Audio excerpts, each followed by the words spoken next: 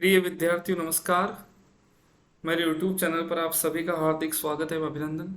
प्रिय विद्यार्थियों, हिंदी साहित्य के इतिहास का जब अध्ययन कोई भी विद्यार्थी कर रहा हो तो उसके समक्ष आचार्य रामचंद्र शुक्ल की पुस्तक को पढ़ना अपरिहार्य विषय रहता है।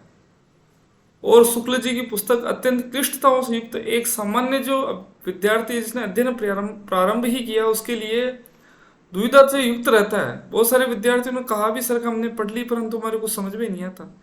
तो इसी परिप्रेक्ष्य में विद्यार्थियों, आचार्य शुक्ल जी के दृष्टिकोण में जितने भी प्रमुख कवि एवं लेखक हैं जिनके प्रश्न बारंबार परीक्षाओं में पूछे जाते हैं, उनके संदर्भ में आचार्य शुक्ल जी क्या कहते हैं, उन्हीं की पुस्तक में उन्हीं की भाषा के अंदर आपके समक्ष विचार प्रस्तुत है विद्यार्थियों।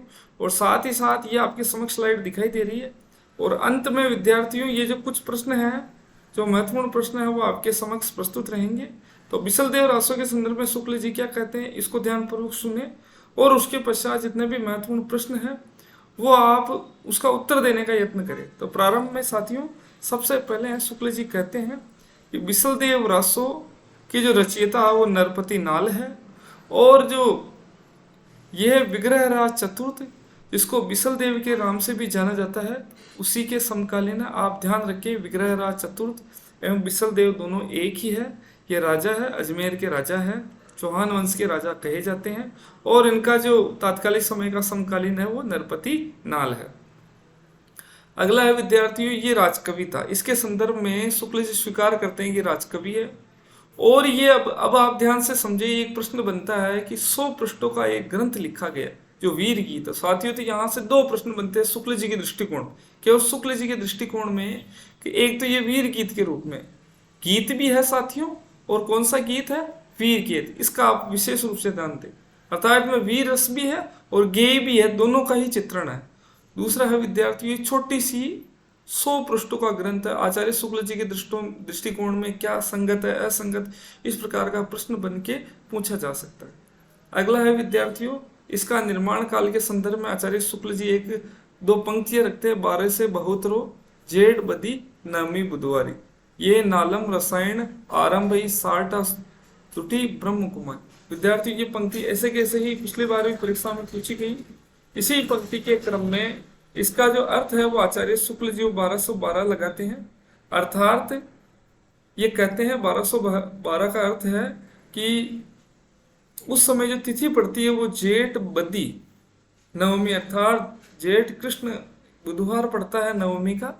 और 1212 अर्थात ये मानते हैं कि जो ये रचना है ये विक्रम संवत 1212 में लिखे गए, इस प्रकार जो आचार्य रामचंद्र शुक्ल कहते हैं। पर यह बड़ा विवादित विषय है विद्यार्थी। बहुत सारे जो ये शुक्ल जी के अतिरिक्त दूसरे स्रोत सामग्री से मैं कह रहा हूँ कि 72 का अतिरिक्त बहुत सारे विद्वान हैं वो 1272 विक्रम संवत निकालते हैं। तो ये भी एक विवाद का विषय है, आप ध्यान रखें। बहुत सारे 1272 मानते हैं। अब ये साथियों है कि थोड़ा सा मैं इतर चर्चा कर लेता हूँ कि इसके तिथि के संदर्भ में वस्तु तो है क्या। अधिकतर विद्वान विक्रम संवत 1212 मानते, आप इससे 100% संतुष्ट रहे। उसके उपरांत दूसरा विषय उभरता है विद्यार्थियों, इसी ग्रंथ के भीतर एक और पंक्ति आती है और उस पंक्ति के आधार पर पहला तो ये माना गया है 1212, और एक और पंक्ति आती है उसके आधार पर जो विद्वान है वो इसका जो विक्रम संवत 1016 मानते हैं। एक पंक्ति आती है विद्यार्थियों, ये इसके अनुसार नहीं है, ये दूसरी स्थिति के अनुसार मैं बता रहा हूँ। एक है विद्यार्थियों की जो मोतीलाल मेनारिया है, वो मोतीलाल मेनारिया ऐसे कहते हैं कि ये 16वीं शताब्दी का जो एक गुजरात का एक कवि मानते इसको, और 16वीं शताब्दी का गुजरात के एक कवि ने इसकी रचना की थी। तो ऐसा करके मोतीलाल मेनारिया एक भिन्न रूप निकलते हैं। इसी भांति जो अपने माता प्रसाद गुप्त है वो इसको 14वीं शताब्दी का मानते हैं। ऐसा करके भिन्न भिन्न विद्वानों का भिन्न भिन्न दृष्टिकोण है। पर शुक्ल जी का अगर आपसे पूछा जाए तो आप विक्रम संवत 1212 लगाएंगे। एक विद्यार्थियों, ये बिसल देव रासो है वो 4 खंड में विभक्त है, ये सबको ये पता है। ये काव्य 2000 चरणों में समाप्त हुआ है। तो आपसे प्रश्न पूछा जा सकता है, शुक्ल की दृष्टिकोण में बिसल देव रासो ग्रंथ के कितने चरण हैं? 2000। कितने खंड है? 4। अब विद्यार्थियों 4 खंड का जो सारा आपके समक्ष प्रस्तुत है। सर्वप्रथम है प्रथम खंड के भीतर कि मालवा के राजा परमार की पुत्री राजमता, राजमती का विवाह सांबर के बिसलदेव से हुआ। आप ध्यान रखिए विद्यार्थियों कि बिसलदेव और सांभर चूंकि चौहान वंश की राजधानी रही थी, तो सांभर से भी चौहान वंश संचालित होता, तो सांभर के राजा बिसलदेव। और राजमती कहाँ की है? मालवा के भोज परमार की पुत्री, एक ही है। तो इसका विवाह पहले जो अध्याय में केवल विवाह संपन्न होता है खंड में, दूसरे में विद्यार्थियों बिसलदेव का राजमती से उड़ीसा की ओर प्रस्थान करना और वहाँ 1 वर्ष रहना।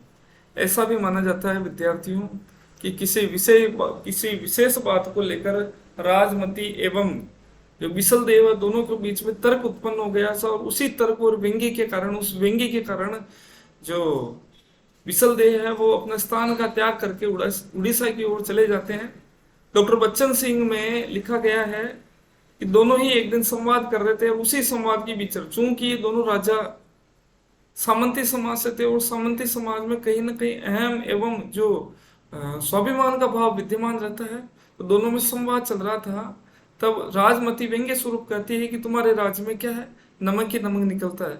उड़ीसा में देखो, उड़ीसा में हीरे जवाहरात मोती निकलते हैं।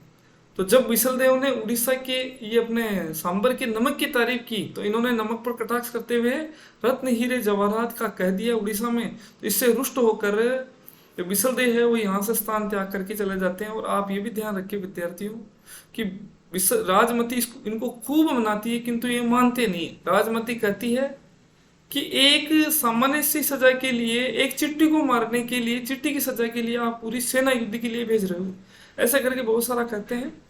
उसके उपरांत अगला है विद्यार्थी शुक्ल जी के दृष्टिकोण में राजमती का विरह वर्णन और बिसलदेव का उड़ीसा से वापस लौटना, तीसरे खंड में। चौथे में है विद्यार्थियों भोज, राजा भोज अपनी पुत्री की मनोदशा से चिंतित होकर उसको घर ले आते हैं, और बिसलदेव पुनः जाकर उसको राजमती को चित्तौड़ लेके आते हैं।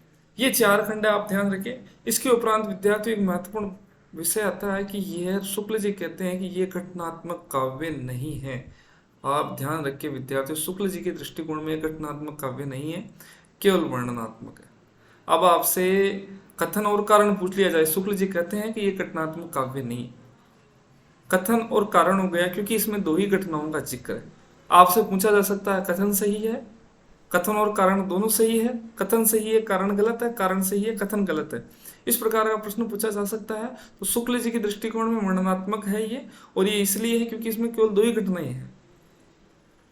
अच्छा, 2 घटनाएं कौन कौन सी मानते हैं? एक तो बिसलदेव का विवाह और एक इसका रुष्ट होकर उड़ीसा जाना। बाकी जो इनमें भी जो पहली घटना है उसको कल्पना से युक्त मानते हैं। इन 2 घटनाओं में भी पहली घटना है जो विवाह से संबंधित है, वो विवाह से संबंधित घटनाओं को वह कल्पना से युक्त मानते हैं। अब साथियों, बिसलदेव से 100 वर्ष, अब इसके संदर्भ में एक विवाद वाली स्थिति उत्पन्न होती है। जो आचार्य रामचंद्र शुक्ल कहते हैं कि ये जो राजमती का जो विवाह है बिसलदेव से हुआ है, ये विवादित विषय है। इसके संदर्भ में बहुत सारे तर्क देते हैं। वो ऐसे कहते हैं कि पहला तर्क देते हैं, एक प्रश्न बन सकता है कि राजमती के संदर्भ में शुक्ल क्या कहते हैं। तो पहला हो गया कि शुक्ल जी कहते हैं कि जो राजा भोज है, परमार राजा, उनकी मृत्यु 100 साल पहले हो गई। अब 100 साल पहले हो गई तो फिर उनकी कन्या का विवाह किस प्रकार हो सकता है? कन्या भी काफी बड़ी हो गई होगी, इस प्रकार ये कहते हैं। तो शुक्ल जी कहते हैं कि पीछे किसी कवि की कल्पना का प्रतीत, अर्थात किसी कवि ने इसको जोड़ा है। एक तो ये तर्क देते हैं क्योंकि उस समय मालवा में किसी प्रकार से भोज नाम का कोई राजा नहीं था। एक विद्यार्थी आगे शुक्ल जी दूसरा कथन रखते हैं कि बिसलदेव की परमार की वंश की एक रानी थी। ये बात परंपरा से चली आ रही है, और जो चौहान वंश है उस चौहान वंश की ग्रंथावली में भी लिखा हुआ है कि परमार वंश की रानी थी। इसलिए हो सकता है किसी ने परमार वंश की रानी हो से राजमती का संदर्भ बिसलदेव से जोड़ दिया। दूसरा तर्क ऐसे देते हैं शुक्ल जी। तीसरा है विद्यार्थियों, इसका चूंकि राजमती का उल्लेख पृथ्वीराज रासों में हुआ है, इसी बात को लेकर भोज का नाम भी रखा हुआ जान पड़ता है। पृथ्वीराज रासों में भोज का जिक्र हुआ है, इसी कारण जो बिसलदेव रासों में भी इसका जिक्र आ जाता है। एक विद्यार्थी तीसरा तर्क देते हैं शुक्ल जी, ये हो सकता है कि दो तर्क देती है विद्यार्थी, तीन तर्क देती है। कि पहला तर्क दिया कि किसी 100 वर्ष पहले मृत्यु की किसी पीछे के कवि ने जोड़ी। दूसरा तर्क दिया कि परमार वंश की कोई रानी कही जाती है, इसके आधार पर ये भोज और राजमती से अनुमान लगा दिया। और तीसरा जो उन्होंने कहा कि पृथ्वीराज रासों में चूंकि इसका उल्लेख है, इसीलिए इसको राजमती को विशलदेव से जोड़ दिया गया। चौथा है विद्यार्थी उद्धार के परमाणु की उपाधि चूंकि भोज रही हो। ये कहते हैं कि हो सकता है कि परमार वंश के राजा की उपाधि भोज रही हो और इसी में से किसी कन्या का विवाह विशलदेव से हो गया हो और उसका संबंध राजमती से जोड़ दिया। परमार कन्या के संदर्भ में कई वाक्य आते हैं, ये कोई ज्यादा महत्वपूर्ण नहीं है, और बहुत सारे वाक्य आते हैं जो इस सिद्धांत को पुष्ट करते हैं। जैसे राजा भोज का नाम कहीं पीछे से नहीं मिलाए गए हो, जैसे जननी गोरी तू गोरडी जैसलमेर की आबू के परमार भी राजपूताना में फैले होते। एक ही चीज भी आती है विद्यार्थियों की, पंक्ति पीछे से नहीं मिलाई गई इसके संदर्भ को पुष्ट करने के लिए। चूंकि परमार वंश के अनेक जो व्यक्ति है वो राजस्थान में फैले हुए थे, तो ये बहुत सारे जिक्र यहाँ आते हैं, जननी गोरी तू जैसलमेर गोरडी इत्यादि। अपना छठा तर्क देते हो राजमती के संदर्भ में, जो कहते हैं कि ये राजमती शायद किसी सरदार की कन्या भी हो सकती।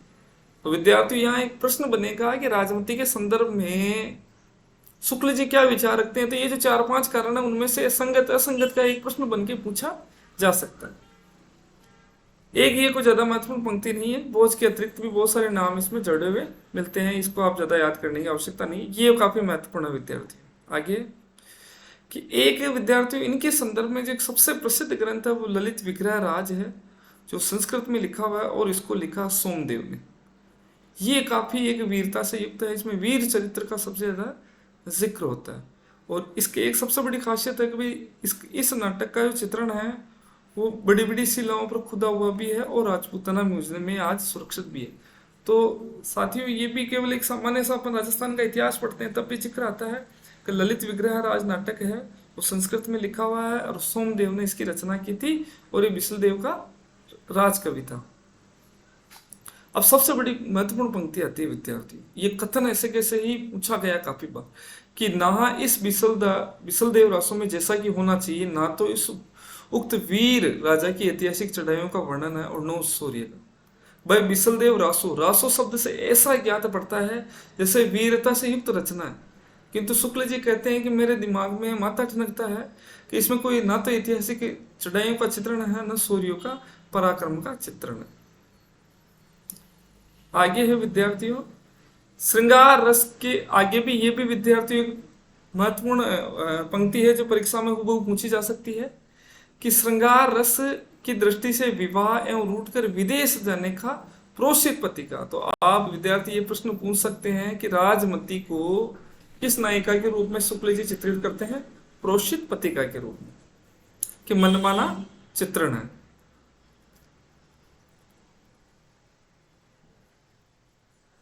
अतः इस छोटी सी पुस्तक को विशलदेव रासो, ऐसे वीर को रासो कहना खटकता है। ये वापस से वही पंक्ति आ गई कि इसमें रासो शब्द जुड़ा हुआ है विशलदेव के साथ में। अब ये रासो शब्द बड़ा खटकता है क्योंकि चूंकि रासो शब्द से ऐसा ज्ञान पड़ता है कि किसी वीर काव्य की रचना है, किंतु इसको जब पढ़ते हैं तब हमें ऐतिहासिक लड़ाइयाँ और चढ़ाइयाँ किसी भी भांति से नहीं मिलती। पर हम जब ये देखते हैं कि ये काव्य ग्रंथ नहीं है, केवल गाने के लिए इसे रचा गया है, तो बहुत कुछ समाधान हो जाता है। इसकी रचना शुक्ल जी के अनुसार इसकी रचना बहुत कुछ गेय शैली में गाने के लिए हुई है। अब विद्यार्थियों इसके आगे शुक्ल जी इसकी भाषा के संदर्भ में विचार करते हैं। एक शुक्ल जी के दृष्टिकोण में आपसे पूछ लिया जाए शुक्ल जी ने इसकी भाषा को क्या कहा है, तो आप ध्यान रखिए साहित्यिक नहीं, इसकी भाषा को राजस्थानी कहा है। इसकी जो भाषा है विद्यार्थी वो क्या है? राजस्थानी। जैसे इसमें शब्द आए हैं सुकई छे, पाटण थी, भोज थणा, खंड खंडरा। तो ऐसे प्रश्न भी पूछे गए हैं कि किस काव्य में ये शब्द किस काव्य में बहुत आयात में मिलते हैं? सुकई थे, पाटण थी, खंड खंडरा। इस प्रकार का प्रश्न भी मुझे याद आ रहा है किसी परीक्षा में आया हुआ है। तो आपसे पूछ लिया जाए इसकी भाषा कौन सी है, तो ऐसे विकल्प हो सकता है राजस्थानी, साहित्यिक राजस्थानी, या राजस्थानी है, या केवल साहित्यिक केवल साहित्यिक है, इस प्रकार है। तो इसमें आप राजस्थानी का चयन करें।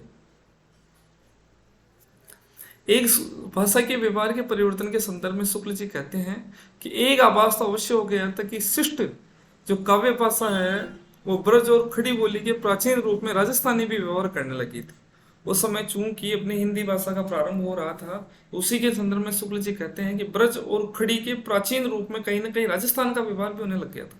खड़ी उस समय प्रचलित हो रही थी धीरे धीरे, ब्रज भी प्रचलित हो रही थी, किंतु उस समय राजस्थान भी उस समय इन भाषाओं के स्वरूप में सम्मिलित थी। साहित्य की सामान्य भाषा जो हिंदी थी, पिंगल भाषा कहलाती थी। बीच बीच में विसल देव रासों के बीच बीच में बराबर इस साहित्यिक भाषा का को मिलाने का प्रयत्न किया गया। अब ये शुक्ल जी कहते हैं कि इसकी भाषा राजस्थानी है, किंतु जो बीच बीच में इसके अंदर साहित्यिक भाषा हिंदी, अर्थात जो हिंदी जो उस समय साहित्य की भाषा थी उसको मिलाने का भी इसमें प्रयोग दिखाई पड़ता है। जैसे ये उदाहरण दिख रहे हैं, मेल भी यानी मिलाकर, चिता यानी चित्त, रणि यानी रण, प्रापी जय यानी प्राप्त किया गया, ईसव यानी ऐसा, बाल हो यानी बालक हो, प्रसाव यानी प्रसाद, पयोदर आदि। तो ऐसा जानना पड़ता है कि शुक्ल जी इस पंक्ति को क्यों रखते हैं। तो भाई चूंकि इसकी भाषा तो राजस्थानी है, परंतु इसमें बराबर साहित्यिक भाषा हिंदी भी मिलाने का जो क्रम है वो दिखाई पड़ता है। इससे ज्ञात होता है कि ये मूलतः है जो मूल राजस्थानी में नहीं होकर पीछे से भी इसमें खूब सारी चीजें जोड़ी गई। एक इसमें ये कहते हैं कि प्राकृत शब्द है, इनके भी भरमार है, जिसका प्रयोग अपभ्रंश काल से लेकर पीछे तक होता रहा था। इसके अंदर फारसी, अरबी, तुर्की के शब्द भी है, जैसे महल, इनाम, जातो जनो आदि। तो इसका मतलब है साथियों, कहने का आशय ये है, शुक्ल जी इन तर्कों को क्यों रखते हैं। सबसे पहले ये राजस्थानी ठहराते हैं इसके पास, उसके उपरांत ये कहते हैं कि इसमें साहित्यिक हिंदी का प्रयोग भी दिखाई देता है, उसके बाद में कहते हैं कि इनमें प्राकृत शब्द भी दिखाई देते हैं। इससे यह स्पष्ट है शुक्ल जी अंत में ये दो तर्क रखते हैं, एक तो साहित्यिक हिंदी का और एक प्राकृत भाषा का और एक अरबी फारसी के शब्दों का, ये तीन जिक्र रखते हैं। और तीन जिक्र रखते हुए कहते हैं कि वास्तव में इस पुस्तक की भाषा में कहीं ना कहीं हेर फेर अवश्य हुआ है, अर्थात पीछे शब्द मिले हुए हैं, ये तो स्पष्ट है। ये कहते हैं कि शब्द सारे पीछे से मिले हुए। अब इसके बाद में ये निष्कर्ष निकालते हैं कि चूंकि इसके अंदर सभी प्रकार की भाषाएं हैं, उन सभी प्रकार की भाषाओं के बाद में ये निष्कर्ष निकालते हैं कि ये पुस्तक न तो वस्तु के विचार से और न भाषा के विचार से, वस्तु का मतलब इसकी विषय वस्तु की दृष्टि से, इसकी जो विषय वस्तु, क्योंकि विषय वस्तु बदलती रही है, तो ना तो विषय वस्तु की दृष्टि से, क्योंकि अलग अलग कवियों ने अलग अलग समय में इसमें जोड़ा घटाया है, और दूसरा भाषा के विचार से भी ये असली रूप में नहीं कही जा सकती। क्यों नहीं कही जा सकती, कहीं राजस्थानी है, कहीं इसके अंदर साहित्यिक हिंदी है, कहीं प्राकृत शब्दों का प्रयोग हुआ, कहीं अरबी फारसी का हुआ। इसीलिए एक ये महत्वपूर्ण प्रश्न भी बनता है विद्यार्थियों की, गौरी शंकर हीरा चंद आहूजा है वो हमीर के समय की रचना मानते हैं। तो आपसे ये प्रश्न पूछा जा सकता है कि किस इतिहासकार ने विशलदेव रासो को हमीर के समय की रचना माना है। तो इसका उत्तर होगा विद्यार्थी गौरी शंकर आहूजा, यह आप ध्यान रखें। फिर ये कहते हैं कि जब चार प्रकार की भाषाएं इसमें मिल गई है, ठूंस दी गई है, तो निश्चित रूप से ये रचना नरपति नाल की पोथी का विकृत रूप है। अब आप ध्यान रख रहे विद्यार्थियों, ये प्रश्न वापस बनेगा कि कौन विशलदेव रासो को ये कहते हैं कि ये नरपति नाल की पोथी का विकृत रूप अवश्य है। यहाँ से एक कथन बहुत महत्वपूर्ण है कि विशलदेव रासो की रचना को कौन नरपति नाल की पोथी का विकृत रूप कहते हैं, ये महत्वपूर्ण कथन है। इसको उसी रूप में आप याद रखिए, जब आप इसकी भाषा शैली को और इसको पूरे व्याख्यान को अच्छे से सुनेंगे तो आपके समक्ष ये चीजें स्पष्ट हो गई होगी। एक विद्यार्थी आगे कहते हैं कि प्रादेशिक बोलियों के साथ ब्रज या मध्य देश की भाषा का भी आश्रय लेकर एक सामान्य जो साहित्यिक भाषा है वो भी स्वीकृत हो चुकी थी। धीरे धीरे धीरे क्या हुआ विद्यार्थी, ब्रज भाषा और मध्य देश की भाषा स्वीकृत हो गई, उसे पिंगल कहा जाता है। और पिंगल किसे कहा जाता है, जब ब्रज और अपभ्रंश के मेल को पिंगल कहते हैं। इसी प्रकार जब अपभ्रंश में राजस्थानी भाषा का योग हो जाए तो उसे डिंगल कहते हैं। आप ध्यान रखिए विद्या, राजस्थानी और जब अपभ्रंश का योग हो जाए तब तो डिंगल होता है, और जब ब्रज और अपभ्रंश का मेल हो जाए तब उसको पिंगल कहते हैं। अच्छा, एक विचार ये विद्यार्थी उस समय के लिए ये बहुत महत्वपूर्ण प्रश्न है, ये वापस इसी रूप में आ सकता है कि हिंदी साहित्य के इतिहास में केवल पिंगल भाषा में लिखे गए ग्रंथों का पर ही विचार कर सकते हैं, क्योंकि उस समय है कि राजस्थानी के मेल से युक्त रचनाओं को हिंदी की रचनाओं में उस रूप से नहीं देखा जाता था जिस रूप में ब्रज और अपभ्रंश के मेल वाली रचनाओं को देखा जाता था। तो आप ध्यान रखें कि पिंगल वाली रचनाओं को साहित्यिक रचना के रूप में क्यों रखा गया है, क्योंकि ब्रज भाषा कहीं ना कहीं जो उस समय साहित्यिक भाषा के रूप में स्वीकार्य थी। तो ब्रज और अपभ्रंश के मेल से किसका निर्माण हो गया, पूर्वी जो हिंदी है उससे, और अपभ्रंश से किसका निर्माण हो गया, पिंगल भाषा। तो पिंगल भाषा उस समय साहित्यिक रूप से स्वीकार्य थी, जबकि राजस्थानी और डिंगल उसमें साहित्यिक रूप से स्वीकार्य नहीं थी। तो आपसे एक प्रश्न पूछा जा सकता है कि उक्त पंक्ति किसकी है, तो आचार्य रामचंद्र शुक्ल। किस ग्रंथ के संदर्भ के मध्य इस पंक्ति का उल्लेख मिलता है, तो बिसल रासो, आप ध्यान रखें।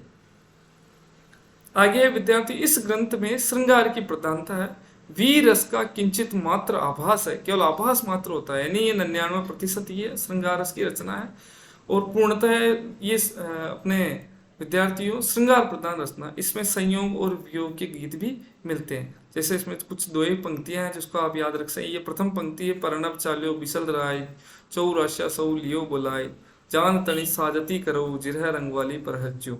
और ये अंतिम पंक्ति है इसकी, शुक्ल जी के अंदर जो एक छंद दिया हो उसमें जड़ धन मिलती अंग संभार मान पंग हो बोल दो इन्हीं पर हरता राज दुआरी। ये शुक्ल जी ने पंक्तियां दी, उसमें जो काफी बार शुक्ल जी की पंक्तियां पूछ ली जाती है। एक ध्यान रखिए विद्यार्थियों, माता प्रसाद गुप्त इस पर अनुसंधान करते हैं और वो कहते हैं उन्होंने एक संपादित किया था और 128 छंदों से युक्त रचना को ही जो मूल रचना कहा जाता है।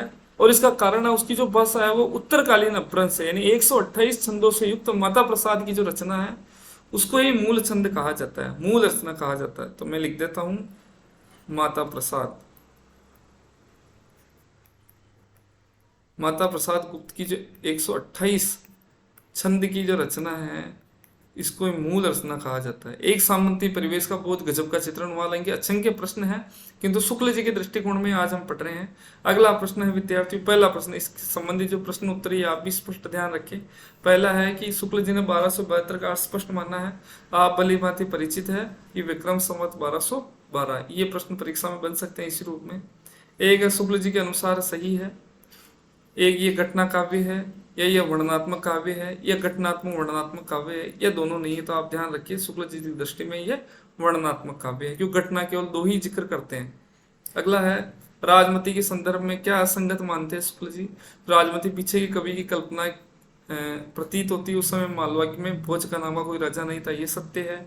दूसरा, धार के परमारों की जो उपाधि वो भोज रही, उन्हीं के आधार पर बिसलदेव का विवाह हुआ, यह भी सत्य है। किसी सरदार की कन्या माना जाता है, यह भी सत्य है। और किसी मंत्री की कन्या जाना पड़ता है, ऐसा कोई जिक्र शुक्ल जी ने नहीं किया। आप इन चीज का ध्यान रखें। अगला प्रश्न है विद्यार्थियों कि इस छोटी सी पुस्तक को रासो कहने से खटकता है, जब कोई काव्य ग्रंथ नहीं केवल गाने के लिए इसकी रचना की है तो बोझ को समाधान हो जाता है। ये शुक्ल जी का कथन आप ध्यान रखिए विद्यार्थियों। ये केवल वीर काव्य कहा गया है और गेय काव्य। उपयुक्त विवेचन के अनुसार ये पुस्तक न तो वस्तु विचार की दृष्टि से और न भाषा की दृष्टि से अपने मूल रूप में कही जा सकती है। ये कथन किसका है, ये किससे लिया गया है, तो ये बिसलदेव रासो। आप भली भांति ध्यान रखिए। साहित्य के इतिहास के संदर्भ में केवल पिंगल भाषा में लिखे गए ग्रंथों का वर्णन किया जा सकता है, ये किसका कथन है, शुक्ल जी का। किस पुस्तक में, आप ध्यान रखिए विद्यार्थियों, बिसलदेव रासो, बिसलदेव रासो। एक विद्यार्थी ये भी ध्यान रखिए कि जो बिसलदेव रासो है उसका वर्णन आचार्य शुक्ल कहाँ करते हैं, तो देश भाषा काव्य में, देश भाषा काव्य के भीतर इसका जिक्र करते हैं। और एक ये भी ध्यान रखिए, यह है प्रकरण 3, प्रकरण 3। तो साथियों, ये शुक्ल जी के संदर्भ में हमने बिसलदेव रासो का अध्ययन किया है। हालांकि नोट्स में आपको इससे इतर खूब सारी सामग्री मिल जाएगी, किंतु मैं केवल शुक्ल जी के दृष्टिकोण से ही मैंने जिक्र किया। हालांकि ये एक सामंती काव्य भी है जिसमें राजमती जो स्त्री विमर्श का चिंतन भी इसमें मिलता है। जैसे राजमती कहती है उसको बिसलदेव को कि स्त्री जन्म का न दीना नरेश और जन्म का घना ही नरेश, रानी न सिरजे रोजड़ी। तो वो कहती है मेरे को रोजड़ी बना देते तो मैं जंगल घूमती, मेरे को नील गाय बना देते, मुझे जाटड़ी बना देते तो मैं कम से कम अपने पति के साथ में लावणी करती और खुश रहती, मुझे कोयली बना देते तो मैं चंपा की डायरी में बैठती हुई खूब मजे से रहती। इस प्रकार इसमें स्त्री चिंतन का विमर्श भी बहुतायत में दिखाई देता है। तो साथियों, आचार्य शुक्ल जी के दृष्टिकोण में बिसलदेव रासो का आज अध्ययन किया है। अगले आदिकाल के भीतर शुक्ल जी की दृष्टि में एक अन्य कवि की श्रृंखला को लेकर मैं जल्द उपस्थित होऊंगा। नमस्कार।